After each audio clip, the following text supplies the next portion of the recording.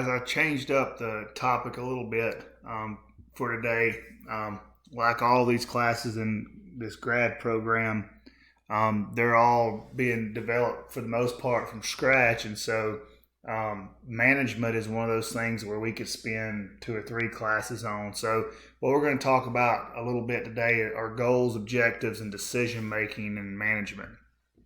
So, understand that sport organizations, their goals seeking deals. Basically, they're evaluated on how well they achieve their goals, and this pretty much goes for any organization that you guys or myself are ever going to be involved in. And so, there's a lot of ways that goals kind of work, and how they're determined, their effectiveness. Some of it could be on wins and losses. Some of it could be on retention. Some of it could be on money.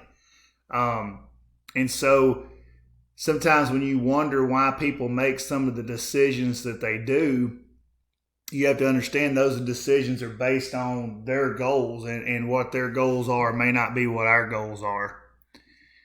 And so, a different way of looking at this might be from the standpoint of, say, like a rec department who, maybe their goal is to improve participation in outdoor sport and recreation. Well, they may also have the same goal of conserving our natural resources. You could see how maybe those two goals might come into conflict with each other. And so, a simple definition is goals are basically our statements that articulate what our purpose is. And from a managerial standpoint, this is what helps us make decisions, helps us appraise our performance. It reduces uncertainty in an organization, and it can provide a direction or motivation for our employees. And the achievement of our goals is really what measures our effectiveness as an organization. And so, from a performance standpoint, for both individuals and programs or departments, however you want to, however an organization is, organized, goals give us our criteria for how we assess people. Not only people, but also different departments within an organization. And so it's very important that we do a good job of coming up with these things and understanding their importance. From a standpoint of how they're used for employees, they give us the direction where we're going, and they can use it to motivate us. And so the way that we communicate our goals to our employees will dictate a lot of how successful we are in achieving what we want to achieve in our organization. When employees don't really know what they're working toward, they struggle, and they struggle to get things done, especially if they're not a kind of self-driven type of person. Goals provide legitimacy to our organization. So for a lot of organizations, we have to, from a legal standpoint, answer to maybe an accredited body. And these accredited bodies want to know what our goals are. And a lot of times those goals can be tied to funding, to alumni, to how we deal with clients. In a nutshell, guys, these goals let everybody, whether they're inside or outside our organization, know where we're headed, know what we're doing. And these are more concrete. In leadership class, we talked about mission. In marketing, we talked a little bit about mission. A mission is something that's it's just out there. It's not a lot of times specific, where goals really put the mission into action. So these are just kind of some ideas of different types of goals, from an official goal down to a departmental type goal. And they're going to differ, obviously, for every organization. So there's this struggle within organizations of, are we looking for effectiveness or are we looking for efficiency? And effectiveness is basically to the extent that we achieve our goals. Efficiency is a little different. It takes into the account of how we achieved our goals and how much resources we use to achieve that. And so efficiency is obviously a goal for all organizations, but efficient organizations don't necessarily equal efficient organizations. And so there's quite a few ideas or theories on how to study organizational effectiveness. And one is real simple. It's just goal attainment. It's real simple. Did we achieve our goals? Another way to look at it is system resources. And what this is looking at is our effectiveness is based on basically did we use our resources efficiently to reach our goals or to become an effective organization. And with this one, it's important to understand that the organization operates in an environment that's where resources may be kind of scarce or resources may be expensive. So a lot of times you can kind of judge how effective somebody is just based on what they make out of what they have. Meaning how well they run their organization given maybe not having very much money, maybe not having very many employees, maybe not having a very good facilities. And so this is just another way of looking at this. We can look at it from an internal processes approach where basically effective organizations are the ones that are absent of kind of internal strain. Another word to think about this is we're basically evaluating the organization's effectiveness on how well it runs from the inside. Are people happy? Do things run smooth? Do things get done on time? We're not really looking at it from a standpoint of the outside. And then the strategic constituents approach is basically looking at is it effective from the standpoint of people who buy into your organization. So let's look at it from the standpoint of maybe a college athletic department.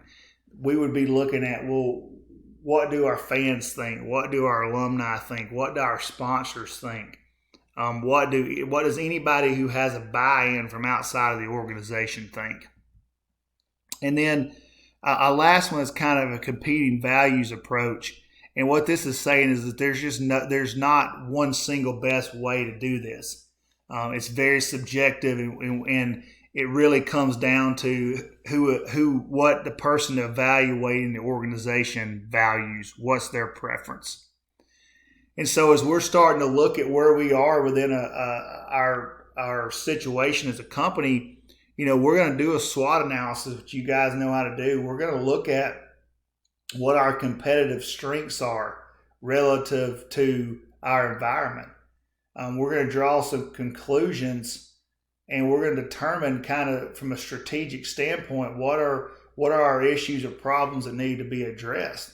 And the goal is to figure out for every organization what makes us different. What is our competitive advantage? Why should a person use our service or our product or come to our game or our event or watch our team play over another? That's the end goal we're trying to figure out. And so the second part of this lecture is dealing with objectives. So goals they're targets. Objectives are what we do to measure us reaching our goals. These are the targets that we set. And so when we want to write an objective, we always want to start with two. We want to add an action verb. We want to insert something that's measurable, and we want to set a date to achieve that. So an example, to increase sales in our international markets by 7 to 9% in each quarter of the fiscal year 2020. That's an exact example of an objective. And so there's this theory that you can manage by objectives. And so basically, it's where managers, their teams, their people they work with set these objectives, and pretty periodically they evaluate them and reward according to the results of those objectives.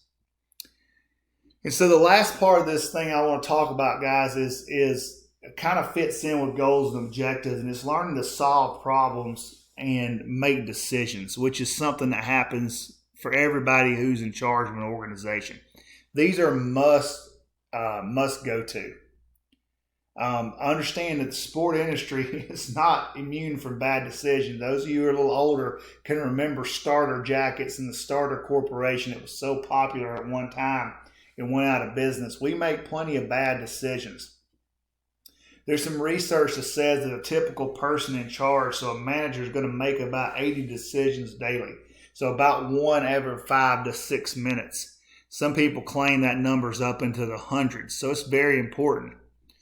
Obviously, we know what problems are, and they exist in every single company. Okay, and they start to exist when our objectives aren't being met. And so basically, problem solving is taking actions, corrective actions to meet our objectives, and decision making is selecting a course of action that will help us to solve our problems. So obviously, there's a bunch of ways to make decisions. There's a reflective type of style, which is kind of shoot for the hip. These are people who make snap decisions. A lot of times they do it without having information and without looking at alternatives. The opposite of that is a reflective type of style, where they take a lot of time, they gather a lot of information, they analyze a lot of alternatives. Then there's a consistent style, where it's right in between. They get the information they need, they evaluate what it is, and they get moving on making a decision. So this 6 steps of decision making is important, guys, and we're going to go through these, and this is going to be part of your discussion for the week. But we want to define the problem, we want to set objectives or criteria, we want to look at alternatives, we want to come up with the best alternative, we want to implement it, and we want to look at it, evaluate it, and control it. So there's a couple things. A lot of times there's program type decisions within it. These are things we don't really have to think about. These are things that happen automatically. We know we have to order this many concessions. There's nothing to be thought about. It's the non-program type decisions that are the issues. These are the ones that don't reoccur every day. They're not routine. And these are the ones that are going to require us to go through this process. And so we want to set our objectives. And so our objectives are what we're trying to achieve. They're what we're trying to solve from the standpoint of the problem. And we're going to look at criteria or standards that we have to meet to accomplish this objective. And then we want to generate alternatives. And these are just different ways to solve the problem, guys. And there's always more than one way to solve a problem. Sometimes we can do it through innovation, which means we're gonna look for completely new ways to do things. Sometimes it can be done through creativity, where we generate new ways of thinking or new ways to approach opportunities or issues or problems. And so a lot of this comes down to getting information. And the way we qualify or look at why if information is good for us to use is, can we get it on time? Is it complete information? Is it relevant to what we're working on? And is it quality? Is it accurate? If it meets those type of things, then it's information that we should consider. And so then once we've kind of laid out these alternatives to solving our problem, we got to figure out what's the most feasible. And trying to evaluate alternatives and generate alternatives at the same time doesn't work. Okay, so for instance, if we're in business, a break-even analysis is going to basically tell us what point we break a profit or we lose a profit. And so we want to generate these alternatives well before we start evaluating them. And then we want to just come up with what's best. And it's not just always us making the decision. We want to consult other people. And then ultimately we want to implement the decision. Okay, and We want to implement what's the best one we could do, and then ultimately we want to try to come up with methods that we develop that gives us checkpoints to see if it's working, and if it's not, we've got to make corrective action. Understand that this is the hardest thing for managers to do, guys, is you cannot be tied to your decision. Okay, don't be afraid to drop it. Don't be afraid to try new things. Don't be afraid to change course of action, because if you stay tied to that decision too long, it may ultimately kill your organization or kill your career. So I look forward to seeing how you guys come up with some stuff we have going forward this week.